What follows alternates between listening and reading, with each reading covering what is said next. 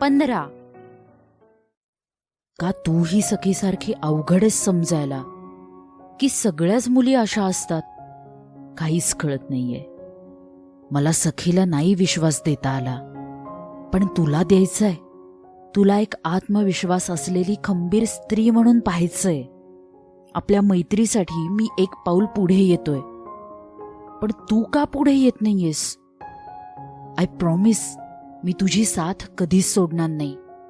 तिच्या चेहऱ्यावर येणारे केस बाजूला करत तो स्वतःशीच बोलत होता. ती झोपलीये हे पाहून त्याने एक ब्लँकेट आणून तिच्या अंगावर टाकलं आणि तो खाली निघून आला. काही वेळात उठून फ्रेश होऊन ती खाली आली, जेवण केलं आणि लगेच वरती येऊन झोपून गेली. रडल्यानं तिचं डोकं दुखत होतं. रिशान आला. त्याला बोलायचं होतं तिच्याशी, पण ती झोपलीये हे पाहून तो सुद्धा मग झोपून गेला. दुसऱ्या दिवशी सकाळी तिने स्वतःचं आवरलं. आज चेहऱ्यावर एक स्माईल नव्हती रोजप्रमाणे, पण काहीतरी निश्चय केला होता तिने. आजपासून तिने स्वतःला आत्मनिर्भर करायचं ठरवलं होतं. स्वतःला एक मजबूत करायचं ठरवलं होतं. तिला आता हे आयुष्य कोणाच्याही उपकारावर जगायचं नव्हतं.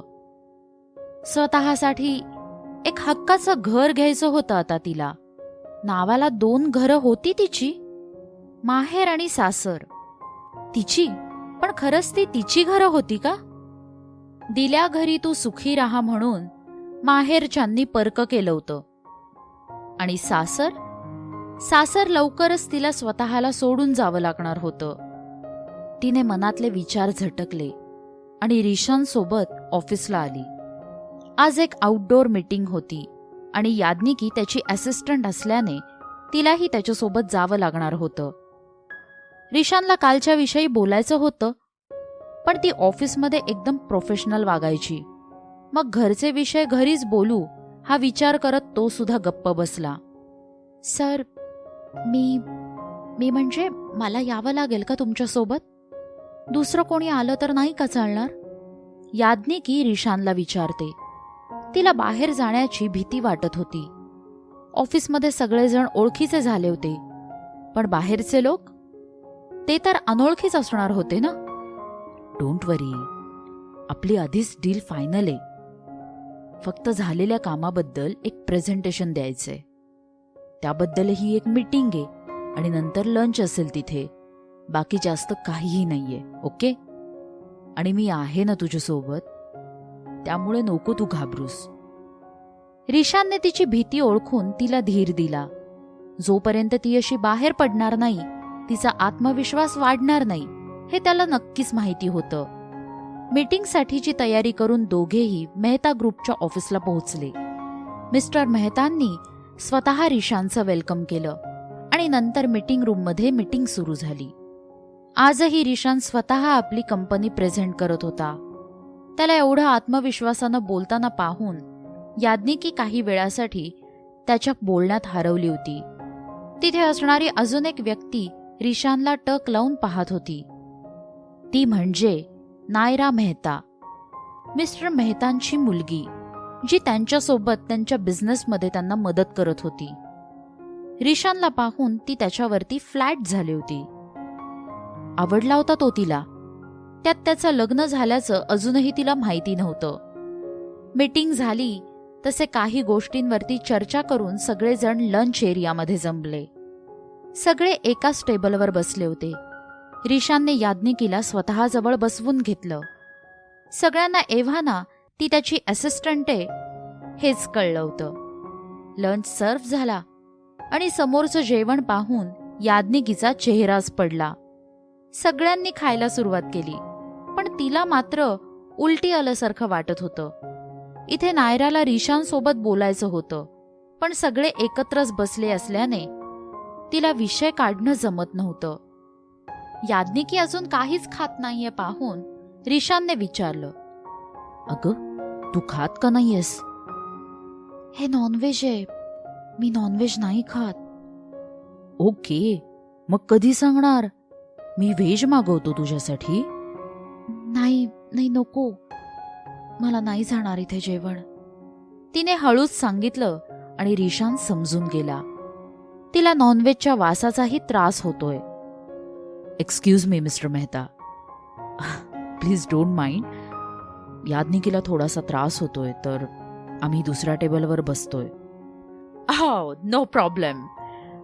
मी टेबल अरेंज करायला लगेच सांगतो. पुढच्या काही मिनिटात दुसऱ्या टेबलवर व्हेज जेवणाची तयारी झाली आणि रिशानने याज्ञिकीला बसायला सांगितलं. मी जेवले असते एकटी. तुम्ही त्यांच्यासोबत बसायला हवं होतं लंचसाठी. याज्ञिकी रिशानला म्हणाली. It's okay. तसंही तिथे बरेच लोक आहेत. तू इथे एकटी बसलेली मला नाही चालणार. इवन मला आवडलंही नसतं. त्यासाठी तो एवढ्या मोठ्या लोकांना सोडून तिच्यासोबत बसला हे पाहून तिला जरा आश्चर्य वाटतं. तो म्हणाला होता, डोंट वरी, मी आहे तुझ्यासोबत. हे त्याने त्याच्या कृतीतून खरं प्रमाणे दाखवून दिलं होतं. ती हा विचार करत एकटक त्याला पाहत होती. पण अचानक वेटरने काहीतरी विचारलं. तसं तिचं लक्ष पुन्हा खाण्याकडे गेलं. इकडे नायरा, रिशानचं असं एका असिस्टंटला एवढं महत्त्व देणं पटत नव्हतं. तिचा थोडासा जळफळाट होत होता. लंच झाला आणि परत सगळे एकत्र येऊन उभे राहिले. आता तरी त्याच्यासोबत बोलता यावं म्हणून ती रिशानजवळ पोहोचली. खूप छान प्रेझेंटेशन दिलं तुम्ही mister Rishan. Thanks miss Naira. तुम्ही लंडनला होते काही वर्ष असं मी ऐकलं होतं. हो, तिकडे शिक्षण घेतलं आणि स्वतःची एक कंपनी सुरू केली. वाव, इतक्या कमी वयात स्वतःची कंपनी. तिला आता त्याचं खरंच कौतुक वाटलं.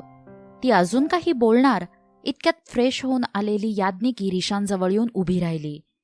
तर परत याज्ञिकीला रिशानजवळ पाहून नायराचं डोकं सटकलं. त्यानंतर रिशान याज्ञिकीसोबत बोलायला लागला. नायराला तिला असं बोलत असताना इग्नोर केलेलं अजिबात आवडलं नाही. तू इथेच थांब, मी आलोच, असं म्हणत रिशान मेहता सोबत बोलायला गेला आणि इकडे नायराने याज्ञिकीला बोलायला सुरुवात केली. हे यो मिस, हुएवर यू आर. दोन व्यक्ती स्पेशली असे बॉस लोक बोलत असतील तर मध्येच येऊ नये. असं एवढे सुद्धा मॅनर्स नाही आहेत का तुला? You low class behenji. बॉसच्या मागे पुढे करून अटेन्शन कसं मिळवायचं चांगलंच माहितीये तुमच्यासारख्या मुलींना. नायरा जरा जास्तच ॲटिट्यूडमध्ये बोलत होती. याज्ञिकी तर तिच्या अशा बोलण्याने गडबडून गेली. Miss Naira, behave yourself. तुमची हिम्मत कशी झाली याज्ञिकीला असं बोलायची? फाईल याज्ञिकीच्या हातात राहिली होती. ती घेण्यासाठी परत आलेल्या रिशानने नेमकं ते ऐकलं. सॉरी मिस्टर रिशान, पण तुम्ही तुमच्या एम्प्लॉईंना जरा जास्तच महत्त्व देताय. नायराचा अजूनच पारा चढला होता रिशानच्या मोठ्या आवाजाने. हो, कारण एम्प्लॉई असले तरी ते आमची जबाबदारी आहेत. नायरा त्याच्याकडे फार आश्चर्याने बघायला लागते. एव्हाना या आवाजाने सगळेजण गोळा झाले होते आणि याज्ञिकीच्या डोळ्यात पाणी तरळलं होतं. हे, व्हॉट हॅपन? मेहतानी नायराला विचारलं. Nothing dad. ही बहनची, मी मिस्टर रिशान सोबत बोलत असताना मध्येच आली. मी तिला मॅनर्स सांगत होते, पण मिस्टर रिशान त्यांना हे आवडलेलं नाहीये. ती याज्ञिकीला वरपासून खालपर्यंत न्याहाळत बेफिकीरपणे म्हणाली. याज्ञिकीने एक कॉटनची कुर्ती, लेगिन्स आणि एक दुपट्टा असा साधासा पेहराव केला होता. केसही वेणी घालून मागे सोडले होते. मिस नायरा, तो काही पुढे बोलणार, पण याज्ञिकीने त्याचा हात पकडून त्याला नाही अशी मान हलवली. तिच्या डोळ्यात पाणी पाहून त्याला सुद्धा वाईट वाटलं. सॉरी मिस्टर मेहता, पण मी तुमच्यासोबत काम नाही करू शकत. तो याज्ञिकीचा हात धरून चालू लागला. सॉरी, जे झालं ते, पण तुम्ही अशी डील का मोडतायत? तेही फक्त एका एम्प्लॉयसाठी? मिस्टर मेहता, ती फक्त एक एम्प्लॉई नाही, माझी बायको आहे, मिसेस याज्ञिकी रिशान कुलकर्णी. आणि तिचा अपमान म्हणजे माझ्या कंपनीचा अपमान, जो मी अजिबात कधीही सहन करणार नाही. त्याने एका हाताने तिला खांद्याला धरून जवळ ओढून घेतलं आणि समोर मेहतावर नजर रोखून तो बोलत होता. ती तर त्याच्याकडे पाहतच राहिली. आज तिच्यासाठी कोणीतरी स्टँड घेतला होता. एका चुकलेल्या गोष्टीसाठी तिच्या माथ्यावर खापर न फोडता ही डील मोडली तर होणाऱ्या नुकसानाची पर्वा न करता त्यांनी तिच्या सन्मानाचा विचार केला होता. इकडे हे ऐकून मिस्टर मेहता आणि नायरा डोळे फाडून पाहायला लागले. व्हॉट? ही तुमची वाईफ आहे? नायराने डायरेक्ट रिशानला क्वेश्चन केला. हो, आता काय? माझं मॅरेज सर्टिफिकेट दाखवू का? रिशानने नायराला वैतागून विचारलं आणि याज्ञिकीच्या हाताला धरून तो चालायला लागला. वाटलं नव्हतं यांची चॉईस एवढी गावठी असेल. थोडी चिडलेली नायरा परत म्हणालीच आणि जाता जाता हे शब्द परत एकदा रिशान आणि याज्ञिकीच्या कानी पडले. रिशान मागे फिरून काही बोलणार, पण आत्ताही याज्ञिकीने त्याला अडवलं. शट अप नायरा, तुझ्या या मूर्खपणामुळे एवढी चांगली डील आपल्या हातून गेलीये. मिस्टर मेहता नायरावर बरसले, पण आता उशीर झाला होता. याज्ञिकी आणि रिशान गाडीत येऊन बसले. रिशानही थोडासा रागातच होता आणि याज्ञिकीच्या डोक्यात अजूनही नायराचे काही शब्द फिरत होते. काय गरज होती तिचं बोलणं ऐकून घ्यायची? स्वतःही काही बोलली नाही आणि मलाही काही बोलू दिलं नाही. रिशानचा राग आता याज्ञिकीवर निघत होता. आपोआप तिच्या डोळ्यातून पाणी यायला लागलं. ती खूप अडवण्याचा प्रयत्न करत होती, पण ते जमत नव्हतं. रिशानचं तिच्याकडे लक्ष गेलं आणि त्याने रागात स्टेअरिंगवर मूठ आपटली. त्याला स्वतःचा राग आला होता आता. आधीच ती नाराज आहे आणि हा पण तिच्यावर राग काढतोय. त्याने गाडी बाजूला घेतली आणि तो बोलायला लागला. सॉरी अदू. तुम्ही सॉरी का म्हणताय? तिने मुसमुसतच विचारलं. स्टॉप क्राईंग यार. त्याने त्याच्या अंगठ्याने तिचे डोळे पुसले आणि त्याच्या एवढ्याशा कृतीने ती अलगद त्याच्या मिठीत शिरली. तोही तिला शांत करत होता. मी उगीच तुला घेऊन गेलो. सॉरी यार, माझ्यामुळे तुझा अपमान झाला. मी सोडणार नाहीये पण त्यांना. तो मनातला राग आवळत तिला हळू आवाजात सांगत होता. नाही, नको. मी सॉरी म्हणायला हवं होतं. मी खरंच नीट नाही वागले ना तिथे. सॉरी. मला माहिती नव्हतं कसं वागायचं ते. इतक्या लोकात मला भीती वाटत होती, म्हणून मी तुमच्याजवळ. तिला हुंदका आवरत नव्हता आणि तिने त्याला अजूनच घट्ट पकडलं. Don't say anything. तुझं काही चुकलं नाहीये. ती मिस नायरा थोडी मूर्ख होती. स्वतःच मॅनर्सलेस आहे आणि दुसऱ्यांचे मॅनर्स काढायला निघाली. त्याने तिला शांत केलं आणि अचानक तिच्या लक्षात आलं. ती बराच वेळ झाला त्याच्या मिठीत आहे. ती झटक्यात बाजूला झाली. सॉरी, ते मी. मला समजलं नाही. It's okay. दोघेही आता डायरेक्ट घरीच जाण्यासाठी निघाले. जाता जाता दोघेही झालं त्या प्रकरणाचा विचार करत होते. काय करू मी? माझ्यामुळे नेहमी बाकी लोकांना त्रास होतो. मी नाही मुद्दामून करत, पण माझ्यामुळे काहीतरी वाईटच घडतं. चैत्राली आई म्हणाल्या तसं खरंच माझं रिशांसोबत असणं त्याच्यासाठी ठीक नाहीये का? याज्ञिकी मनातच विचार करत होती. तिने एकदा त्याच्या चेहऱ्याकडे पाहिलं आणि एक निर्णय घेऊन हलका उसासा सोडला. काय एक एक लोक असतात. अजूनही माणूस नाही तर त्यांचे कपडे पाहून त्यांना जज करतात. यांची विचारसरणी तर नाही बदलू शकत आणि दरवेळी मी प्रत्येक ठिकाणी याज्ञिकीला प्रोटेक्ट नाही करू शकत. अजून काहीतरी करायला लागेल. अजून याज्ञिकीवर थोडीशी मेहनत करावी लागेल. नाहीतर या दुनियेत बिचारी स्वतःला हरवून बसेल. अजूनही काहीतरी विचार करत तोही गाडी चालवत होता. काही वेळात घरी पोहोचून फ्रेश होऊन थोडा वेळ गेला. संध्याकाळी तिने आजीसोबत थोडा वेळ घालवला. नंतर डिनर बनवण्यासाठी थोडी किचनमध्ये मदत केली आणि नंतर डिनर करून रूममध्ये येऊन बसली. रिशान यायच्या आत तिने डोक्यावर ब्लँकेट ओढलं होतं, पण राहून राहून नायराचे शब्द तिच्या कानात फिरत होते. रिशानही येऊन बाजूला झोपला. लाईट बंद होती. रात्री कधीतरी तो झोपला आहे असं समजून तिने चेहऱ्यावरून ब्लँकेट बाजूला केलं आणि छताकडे पाहून ती अजूनही विचारात हरवून गेली होती. कसला एवढा विचार करतीयस? रिशाननं विचारलं आणि ती दचकलीच. तिने पाहिलं तर तो एका कुशीवर पाहून तिलाच पाहत होता. काही नाही. तिने कूस बदलली आणि त्याच्याकडे पाठ करून घट्ट डोळे मिटले. तिच्याशी बोलणं गरजेचं होतं, नाहीतर ती परत डिप्रेस झाली असती. हे, मला पण झोप येत नाहीये. आपण गप्पा मारूयात का? रिशान याज्ञिकीला विचारतो. आत्ता? ती परत त्याच्याकडे वळून म्हणाली. ठीक आहे.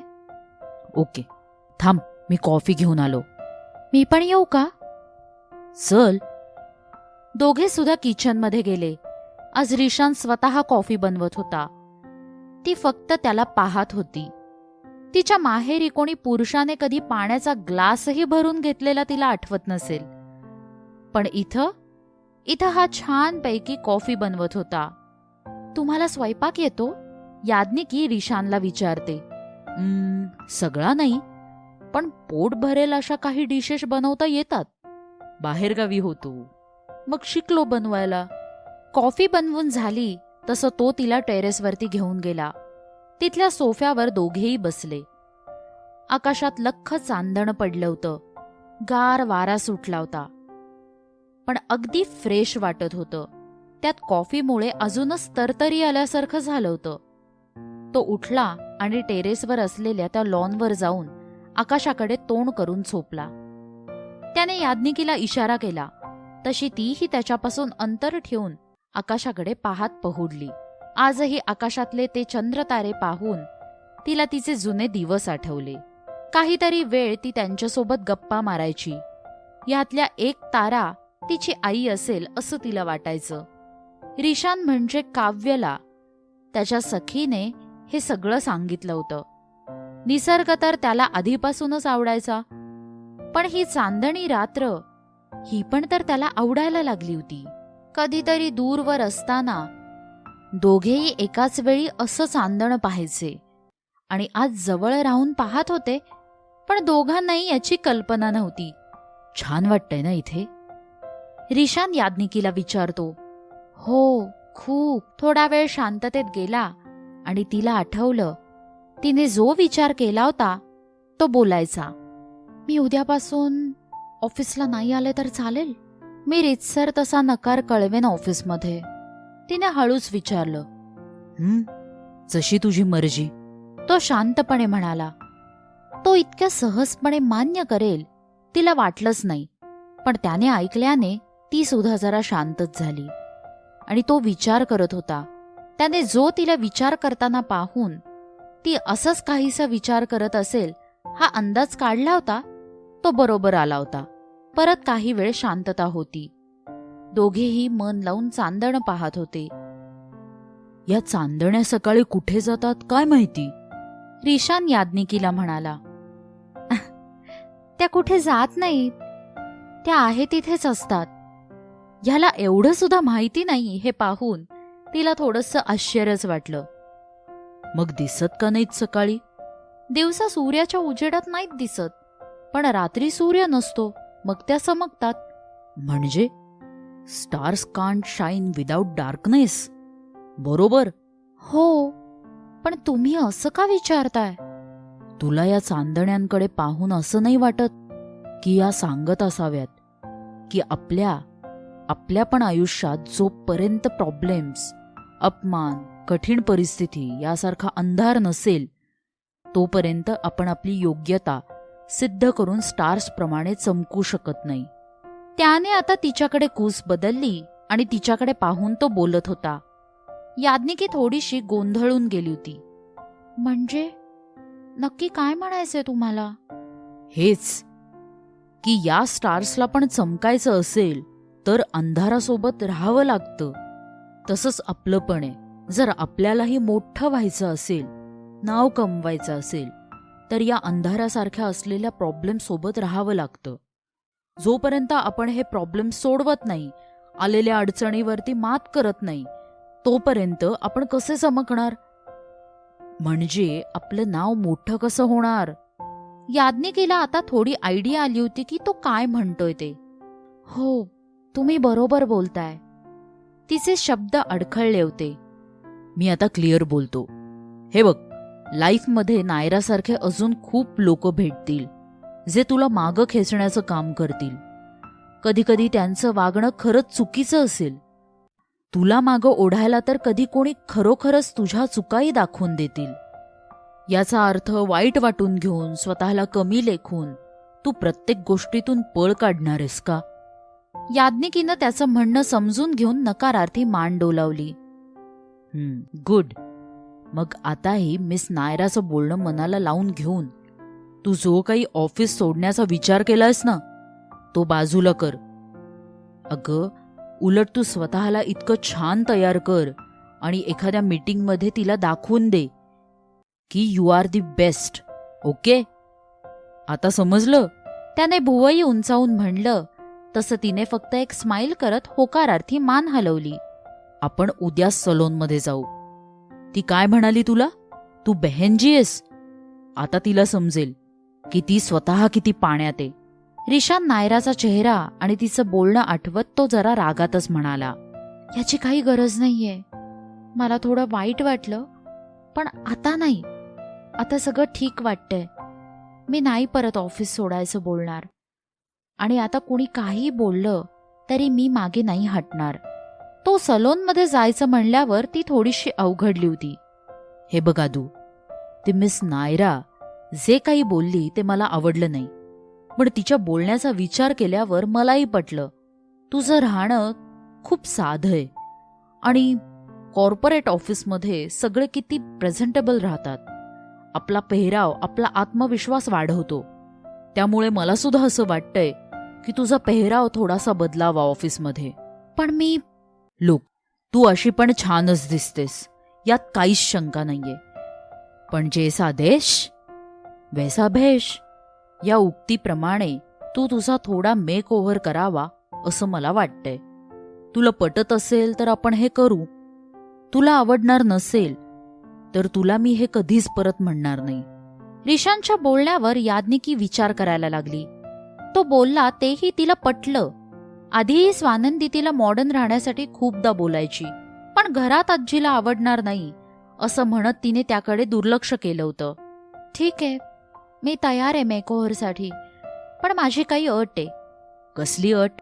तुम्ही मेहता ग्रुप सोबतची डील तशीच सुरू ठेवणार, ती मोडणार नाही. ओके? पण त्यांनी अपमान केला तुझा. It's okay. नकळतपणे केला असेल. त्यांना माहिती नव्हतं मी तुमची बायको आहे ते. बायको शब्द उच्चारताना सुद्धा तिला धडधडत होतं. अगं पण प्लीज, माझ्यामुळे तुम्ही इतक्या दिवस केलेली मेहनत वाया नका घालवू. आणि मलाही ते आवडणार नाही. त्यात आपलंही थोडं नुकसान होईल. प्लीज, मला काही प्रॉब्लेम नाहीये. तुम्ही नका मनाला लावून घेऊ प्लीज. ती एकदम सुरात प्लीज म्हणाली. तसं त्याला नकार देताच आला नाही. ओके, मी बोलेन उद्या मेहतासोबत. त्याने परत एकदा आकाशाकडे तोंड केलं आणि तो त्या सांदण्या पाहायला लागला. इथे याज्ञिकीने सुद्धा वर पाहिलं. किती प्युअर आहे ही. स्वतःच्या अपमानापेक्षा तिला माझी मेहनत वाया जाईल, कंपनीचं नुकसान होईल याची जास्त काळजी आहे. रिशानने मनातच विचार केला. त्याने हसत डोळे बंद केले. पण आज सखीचा पाठमोरा फोटो नाही, तर हसणारी याज्ञिकी डोळ्यासमोर दिसत होती. आज पहिल्यांदा माझ्यासाठी कोणीतरी उभं राहिलं. माझ्यासाठी तुम्ही तुमची मेहनत आणि कंपनीचा होणारा लॉस याचा कसलाच विचार केला नाहीत. रिशान, तुम्ही खूप विश्वास दाखवलात माझ्यावर. मी अजून स्ट्रॉंगपणे कशी पुढे जाईन यासाठी तुम्ही जो माझा सतत आत्मविश्वास वाढवताय त्यासाठी खरंच मी तुमची आभारी आहे. आणि मी प्रॉमिस करते, मी तुमच्या या विश्वासाला तडा जाऊ देणार नाही. याज्ञिकी मनातच विचार करते आणि हळूहळू तिचेही डोळे मिटत होते. तिचीही झोप लागली. टेरेसवर मोकळ्या थंड हवेत दोघे झोपी गेले होते. गार लागू लागलं तसं याज्ञिकीची चुळबुळ सुरू झाली आणि इकडे तिकडे सरकत ती आजही रिशानच्या मिठीत विसावली. त्याच्या उबदार मिठीत तिला बरं वाटत होतं. आज त्यालाही झोपेत समजलं नाही. त्यानेही तिला एका हाताने घट्ट पकडून जवळ ओढलं. आकाशात चांदण्या जरा जास्तच लुकलुकत होत्या आणि हे दोन जीव एकमेकांच्या मिठीत निवांत झोपले होते.